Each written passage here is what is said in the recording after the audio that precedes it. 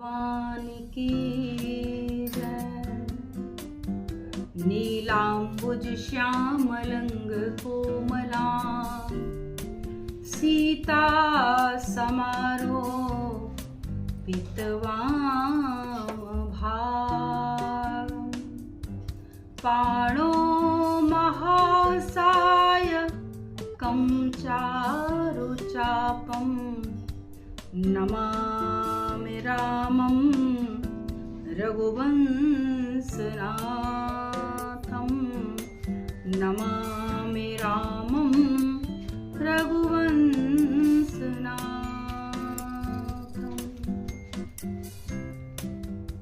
सभी भक्तों को आज रामनवमी के उपलक्ष्य में श्री राम जी के जन्मोत्सव की बहुत बहुत बधाइयाँ, बहुत बहुत शुभकामनाएं।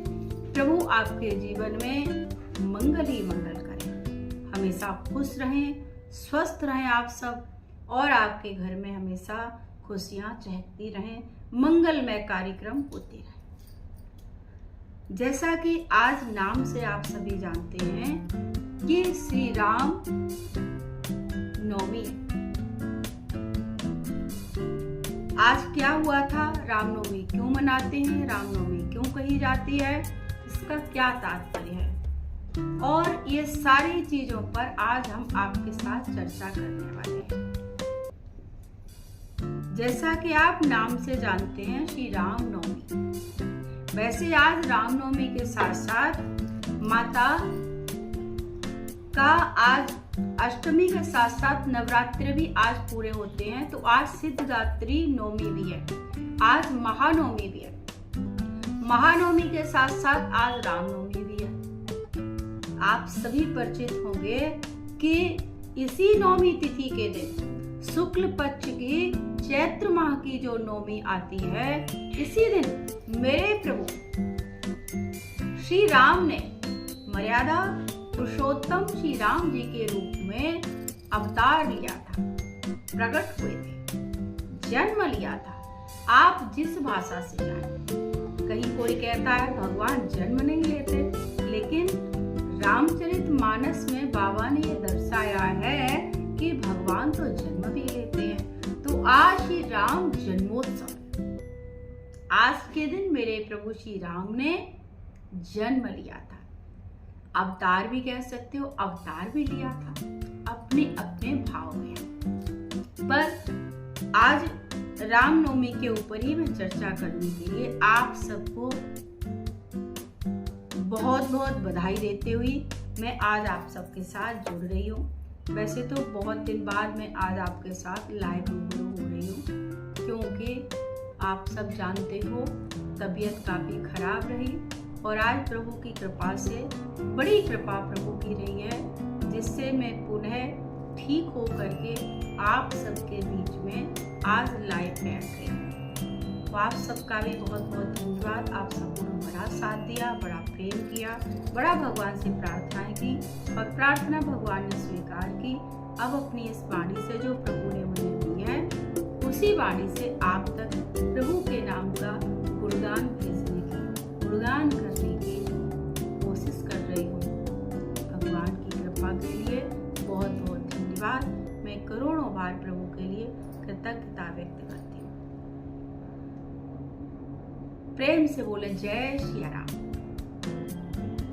मेरे प्यारे भक्तों, सभी राजगुरु मां यूट्यूब चैनल के दर्शकों, श्रोताओं, आप सबको बधाई देते हुए आज की चर्चा को यहाँ से शुरू करते हैं कि राम जी का अवतार हुआ क्यों, राम जी कैसे प्रकट हुए।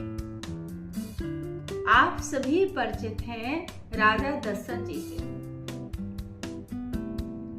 वैसे तो राम जी के जन्म के अनेकों हेतु बताया गया है, राम जन्म के अनेकों कारण बताए गए, लेकिन मैं यहाँ पर शॉर्ट में सीधी सीधी आती हूँ कि राम जी के यहाँ आने पर स्टार्टिंग कैसे हुई, दशरथ जी को ये महसूस कैसे हुआ।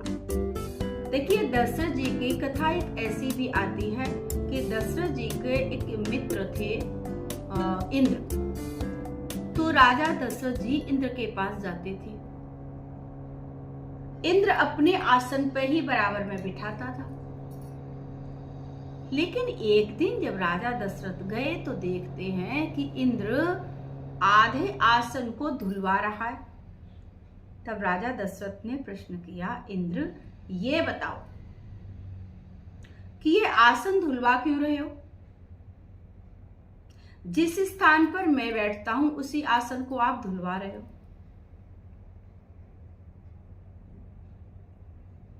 तब इंद्र कहता है कि आपके कोई संतान नहीं है, इसलिए मेरा आसन अशुद्ध हो जाता है।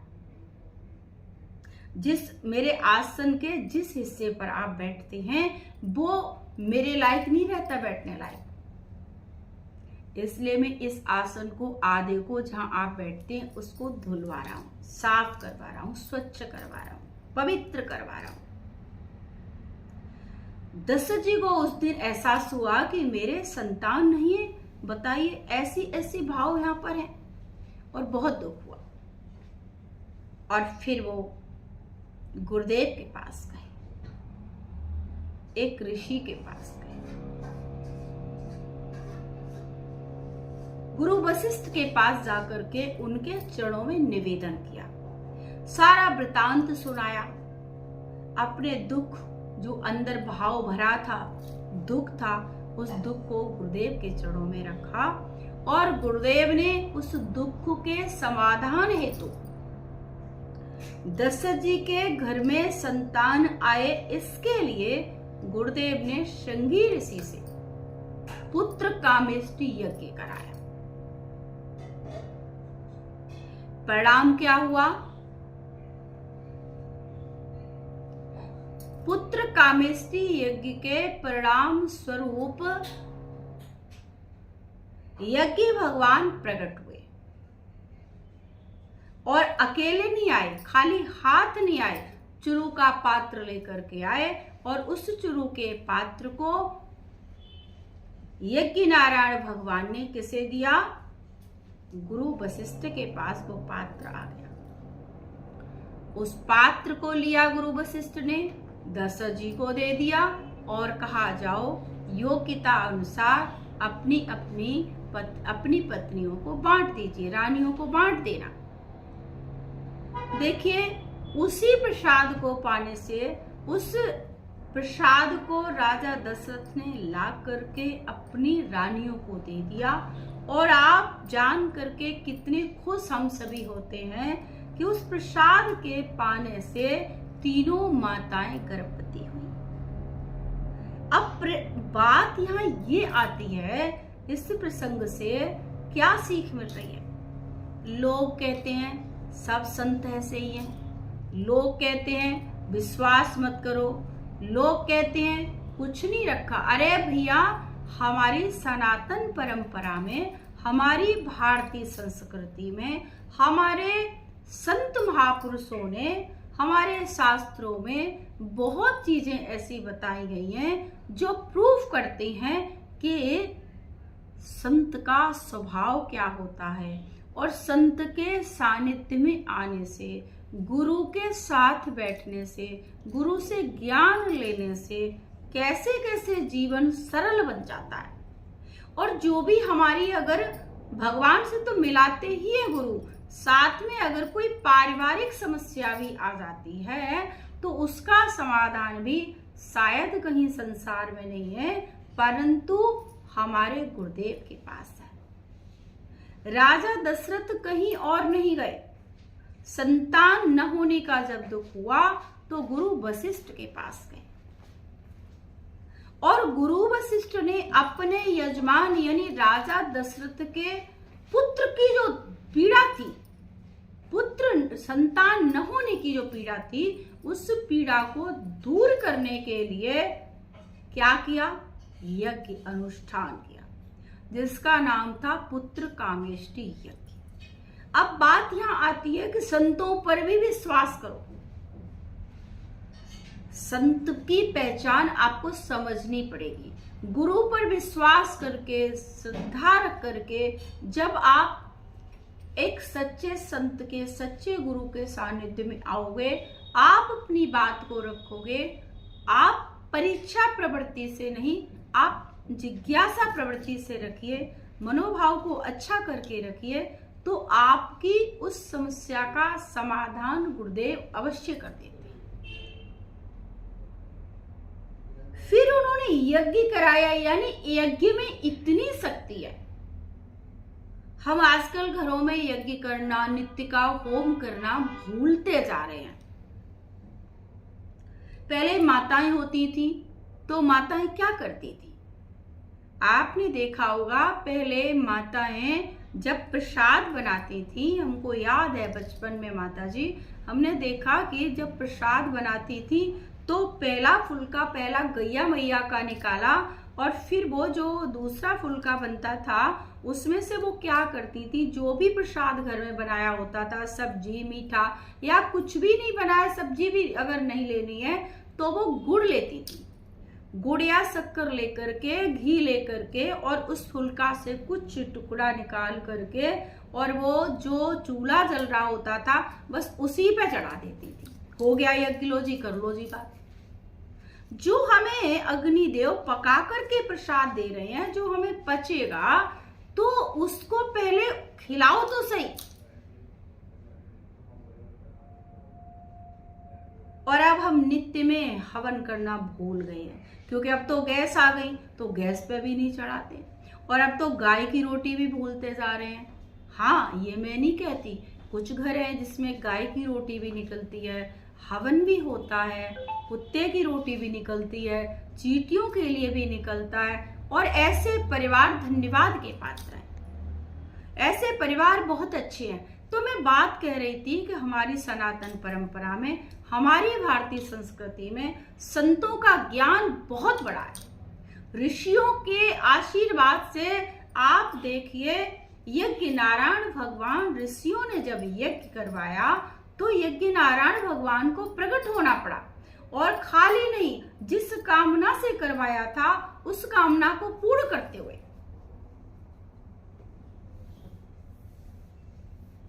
और यज्ञ में इतनी बड़ी शक्ति है कि यज्ञ के प्रसाद पाने से तीनों रानियां गर्भवती हो गई राजा दशरथ के। इसलिए यहाँ सीख मिलती है कि हमें प्रत्येक घर में हवन करना चाहिए प्रतिदिन। और अगर प्रतिदिन न कर पाते हैं, आप लोग बहुत बिजी हैं, आप इजी रहने की कोशिश करिए। बिजी अगर हैं तो आप इजी रहेंगे तो आप सप्ताह में एक दिन जॉब करते हैं, बिजनेस करते हैं, कुछ भी करते हैं, एक दिन गुरुवार ले लीजिए, वो भी नहीं मिल पा रहा है रविवार ले लीजिए, आप उस दिन यज्ञ करिए। परिवार के जितने लोग हैं घर में बैठ जाइए और आप आहुतियां दीजिए। आपके घर में सुख आएगी, आपके घर में खुशियां आएंगी, आपकी जो चीज की कामना है वो यज्ञ नारायण भगवान पूर्ण करेंगे। और साथ साथ में हमारा अगला कार्य भी जो भगवान को प्राप्ति करना है उसका मार्ग भी हमें प्रशस्त होगा, हमें मार्ग हमारा आगे बढ़ने का खुलेगा, प्रभु को पाने के लिए हमारे पास मार्ग खुल जाएगा। तो हमें नित्य होम भी करना चाहिए, छोटा करो बड़ा करो या हफ्ते में कर लो। और बहुत ज्यादा बिजी हो गए हो महाराज तो अमावस्या को तो कर लो, 15 दिन बाद अमावस्या को कर लो, पूर्णमासी को कर लो। और जब हम अमावस्या को यज्ञ करते हैं तो हमारे पितरों को भी प्राप्त होता है। जिन पर पितृदोष लग गया है, अमावस्या को वो जरूर हवन यज्ञ करें।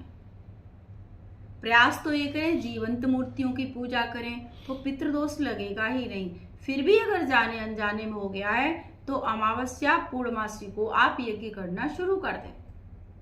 तो खैर, मैं यज्ञ की ज्यादा बात चर्चा नहीं कर रही, इसलिए इतनी बात कहनी पड़ी कि हमारी भारतीय संस्कृति में, हमारे सनातन धर्म में बहुत सारी चीजें ऐसी है शास्त्रों में बताई गई हैं। आज हम रामचरितमानस की चर्चा कर रहे हैं, तो रामचरितमानस में यज्ञ का बहुत बड़ा वर्णन बताया गया है। यज्ञ के प्रसाद के कारण जो किसी ने उपाय नहीं बता पाया, वो कृपा यज्ञ नारायण भगवान ने कर दी। और किसके माध्यम से हुई? गुरुदेव की एक संत के माध्यम से, एक ऋषि के माध्यम से। राजा दशरथ के घर में खुशियां आ सकती हैं, राजा दशरथ को मनचाहा वर मिल सकता है, तो क्या आपकी नहीं सुनेंगे भगवान? आपकी भी सुनेंगे, पर विश्वास होना चाहिए। आपके गुरुदेव आपकी नहीं बात सुनेंगे, वो भी सुनेंगे, वो भी उपाय बताएंगे, पर फिर भी प्रयास ये करो। राजा दशरथ रोज नहीं समस्याएं पारिवारिक लेके जाकर जाते थे। आप मिलो और परिवार की समस्याएं ही रखते रहो तो फिर कोई फायदा नहीं है गुरु के पास जाने का। ये एक कभी बड़ी समस्या है जिसका समाधान कहीं नहीं है, तो आप गुरुदेव के चरणों में करिए, लेकिन गुरुदेव के पास तो जाएं तो ज्यादातर बात ये करें, गुरुदेव भगवान के साथ कैसे जुड़ सकते हैं, ये मानव तन सार्थक कैसे हो सकता है, हमें मुक्ति कैसे प्राप्त हो सकती है। इस 84 लाख योनियां भोग करके मानव तन मिला है, यह जन्म मरण के चक्कर से हमें मुक्ति कैसे मिल सकती है, आप उसका कोई उपाय बताओ गुरुदेव। और इसके साथ साथ अगर कोई है घर की पारिवारिक कोई सामाजिक आर्थिक जो भी समस्या है, वो चरणों में बाद में रखिएगा, लेकिन पहले आप अपने आप को ऊर्ध्व गति करनी है, उसके लिए चर्चा करिएगा। तो प्रेम से बोलो जय श्री राम। तो यज्ञ की हम बात कर रहे थे और उसी प्रसाद से तीनों माताएं गर्भवती हुई। अब जब गर्भ घर में आ गया, गर्भवती माताएं हो गई, तो पूरी अवध नगरी सज रही है, सबके घर में खुशियां हो गई। ऐसा लगता है पूरे अवध को कि हमारे घर में खुशी आ रही है, हमारे घर में खुशी आ रही है, और सब पूरा अवध खुश है आज। अब सभी लोग सभी तीनों माताओं के हाल चाल लेने के लिए आती हैं, और तो और माता अरुंधति स्वयं हाल चाल लेने आती हैं। उच्च पदों पर राजाओं की जो पत्नियां बैठी हैं वो भी हाल चाल लेने आती हैं। वो युवतियां, वो तरुणियां, वो सभी आज हालचाल किसका लेने आ रही हैं? माता कौशल्या का। बता कौशल्या तुझे कैसा लगता है? और कौशल्या माता ने, कैकेयी माता ने, सुमित्रा माता ने अपने अपने अनुभव बताए। और ऐसा दिन देखते देखते आया कि आज का दिन जो है चैत्र मास की शुक्ल पक्ष की नौमी तिथि आई, और नौमी तिथि को दिन के ठीक 12 बज रहे हैं। देखते ही देखते प्रभु श्री राम का प्राकट्य हो रहा है। बोलिए श्री राजा रामचंद्र भगवान की जय। तो बोलो भैया, सब लोग जय। जय हो, जय हो। अभिजीत मुहूर्त में प्रभु आए, दिन में आए, ठीक 12 बज रहे हैं। शुक्ल पक्ष है, नौमी तिथि है, चैत्र मास का महीना है, न धूप है न छांव है, बड़ा सुहावना मौसम है साहब। बहुत गर्मी नहीं है और ठंड भी नहीं है, आनंद का मौसम है, बहुत मंद पवन, इतना आनंद वातावरण है। भय प्रगट कृपाला दीन दयाला कौशल्या हितकारी हर्षित महतारी पुण्य मनहारी अद्भुत रूप विचारी लोचन अभिरामा तनुघन सामा निज आयुध भुजचारी भूषण वनमाला नयन विशाला शोभा सिंधु खरारी कह दुई कर जोड़ी अस्तुत तोरी कह विध करो अनंता माया गुण ज्ञानातीत अमाना और वेद पुराण सनंता करुणा सुख सागर सब गुण आगर जे गावै श्रुति संता सो मम हित लागी जन अनुरागी भयउ प्रगट श्री कंता ब्रह्मांड निकाया निर्मित माया रोम रोम प्रतिवेद कहे मम उर्सोवासी यह उपहासी सुनत धीर मत थिर न रहे उपजा जब ज्ञाना प्रभु मुस्काना चरित बहुत बद कीन चय। माता कौशल्या को जब दिखाई दिए कि एक कोने में चतुर्भुज रूप में भगवान खड़े, तो माता ने हाथ जोड़े और माता कौशल्या कहती हैं प्रभु ऐसे नहीं चलेगा। प्रभु कहते हैं मैया कैसे, फिर कैसे चलेगा? तो मैया कहती हैं प्रभु ये रूप को त्यागना पड़ेगा, बाल रूप में आओ, छोटे रूप में आओ, शिशु बन जाओ। और प्रभु ऐसे नहीं, वो लीला करनी पड़ेगी। जब जीव जगत में आता है जब उसका जन्म होता है तो जो जीव पहली लीला करता है वो लीला प्रभु आपको करनी पड़ेगी। धन्य है वो माँ और धन्य ऐसे प्रभु जो माँ के कहने से चलने लगे। अरे सभी तो कहते हैं हंसो खुश रहो, लेकिन कौशल्या माँ कह रही है प्रभु वो लीला करो जो जगत में जीव जब जन्म लेता है, जो पहली लीला करता है। क्या लीला करता है जीव? रोता है।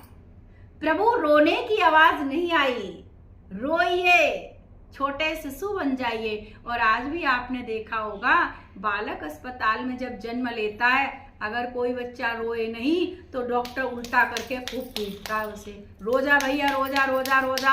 हाँ, और जब वो रोने लगता है तो डॉक्टर बड़े खुशी हो जाते हैं, भैया ठीक है बालक, चंगो है, बहुत बढ़िया है। हाँ, आज माता भी यही कह रही है, पहली लीला करो। कौन सी लीला? रोने की लीला करो। और प्रभु देखते देखते छोटा सा शिशु रूप धारण कर लिया और रोने की आवाज आई। अब अकेले नहीं आए, फिर लीला कर दी, अकेले नहीं आए। देखते देखते एक नहीं, दो नहीं, तीन नहीं, चार हो गए। दासी दौड़ी दौड़ी आई दशरथ जी के पास, बधाई हो महाराज, बधाई हो। दशरथ जी ने कहा क्या हुआ? बोले महाराज लाला आया है। अब खुशी का पारावार नहीं लगा रहा। दशरथ जी के हाथ में जो पड़ा वो दान कर रहे हैं।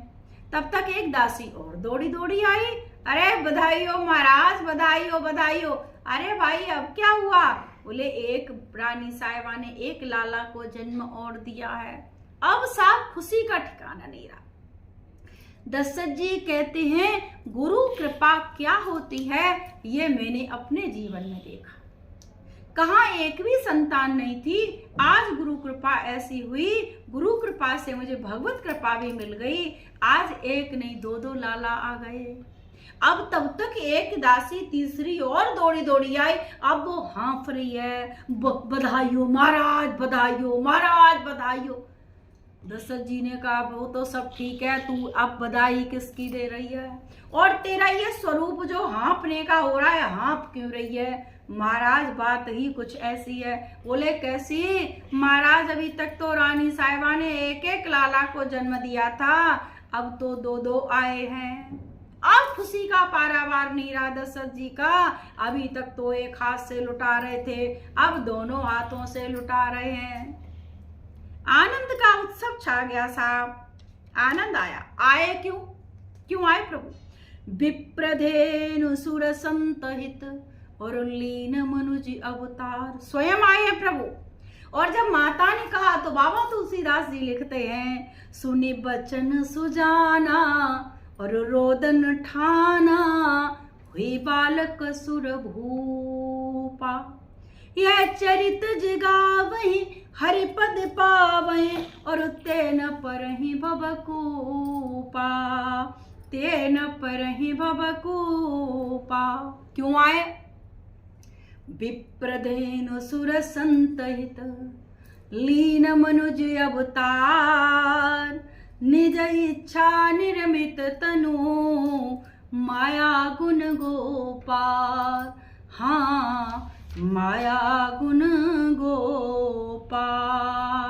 आज समस्त लोगों को शांति देने वाले सारे ब्रह्मांड के मालिक आज कहाँ प्रकट हुए हैं? अयोध्या के राजमहल में प्रवेश कर रहे हैं।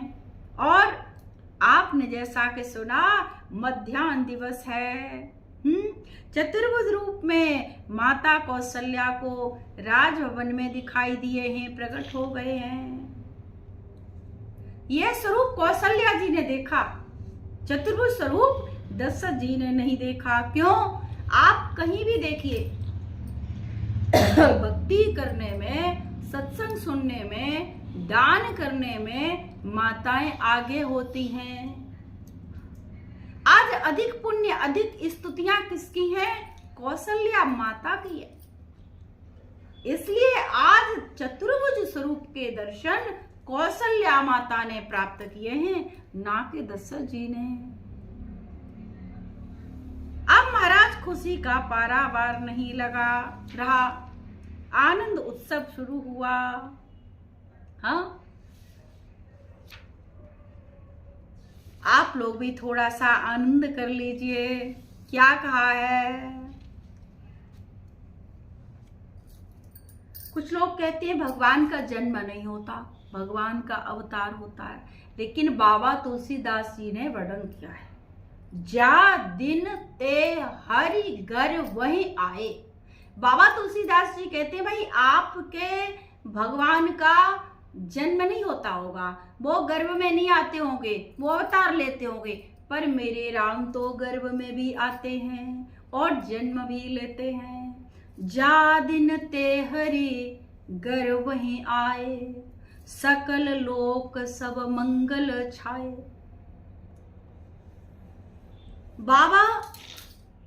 बाबा ने दिखाया बताया है कि भगवान गर्भ में आए थे तो चारों तरफ खुशियां ही खुशियां लेकर के आए थे, और आज वही भगवान ने अवतार लिया, वही नवमी तिथि है। आप लोगों ने घर घर में भी आनंद उत्सव मनाया होगा, आरतियां की होंगी, होम किया होगा, शाम को दीप जलाए होंगे, हाँ बड़ा आनंद उत्सव मनाया होगा, और तीनों माताओं की गोदी भर गई। अब तो 4 आए लाला, एक नहीं 4 आए, तो चारों लाला की बहुत बहुत बधाई हो, चारों भैयन की बहुत बहुत बधाई हो, बधाई हो, बधाई हो। जन्म लियो चारों भैया, अवध में बाजे बधैया। जन्म लियो चारों भैया, अवध में बाजे बधैया। बाजे बधैया, बाजे सहनैया, बाजे बधैया, बाजे सहनैया। जन्म लियो है चारों भैया, अवध में बाजे बधैया। जन्म लियो है चारों भैया, अवध में बाजे बधैया। और जब बधाई बजती है, बधाई लोग देने आते हैं, लेने आते हैं, तो उत्सव सा हो जाता है। फिर क्या कहा? अरे घर घर आनंद छायो अवध की नगरी में। घर घर आनंद छायो अवध की नगरी में। कौशल्या सुत जायो अवध की नगरी में। कौशल्या सुत जायो।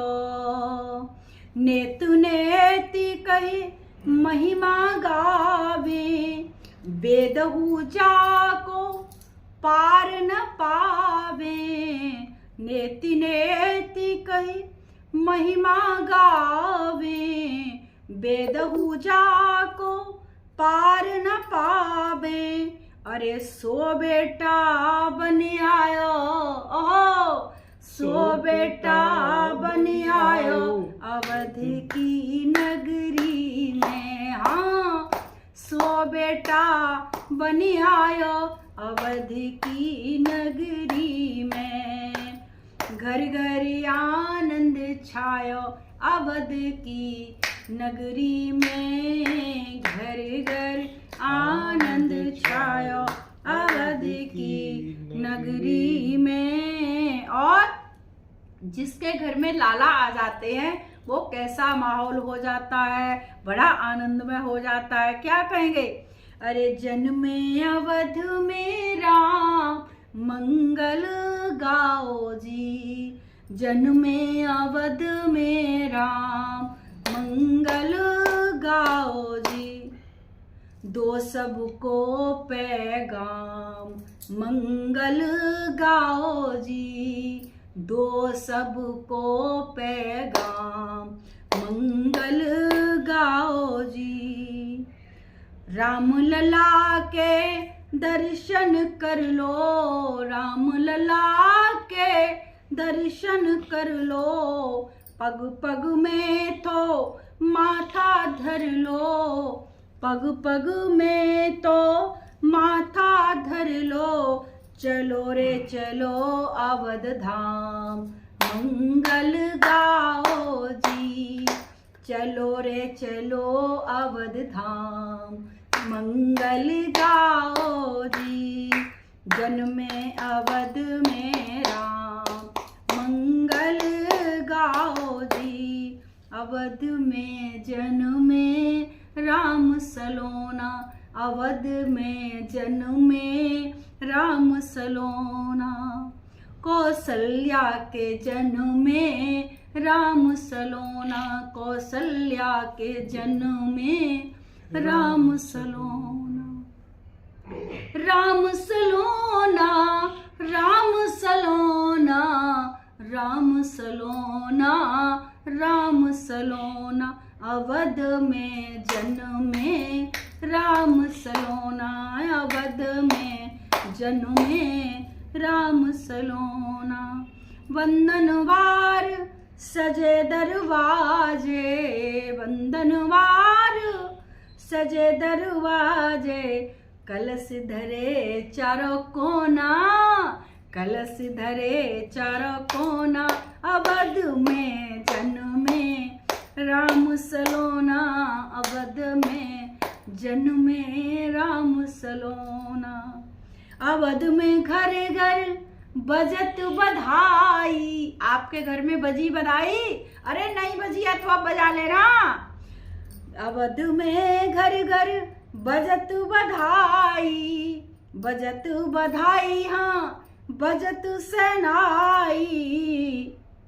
जन्म लियो रघुराई, अवध में बजत बधाई।